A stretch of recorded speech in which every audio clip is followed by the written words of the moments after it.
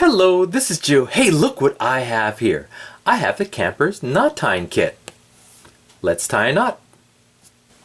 The whipping knot. This knot is used to prevent fraying at the ends of ropes.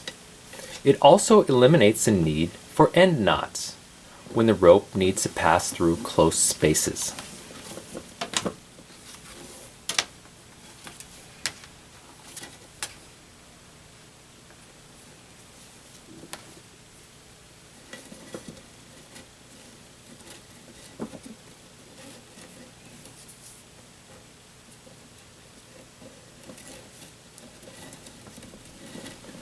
Pull each end of the whipping tightly until it hugs the rope firmly.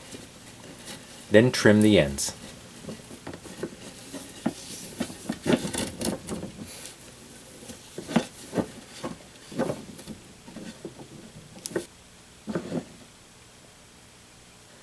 Well, I hope you enjoyed this video, and if you did, please hit that like button at the bottom of the screen, and even consider subscribing to my channel. I'll have many more knot videos to come.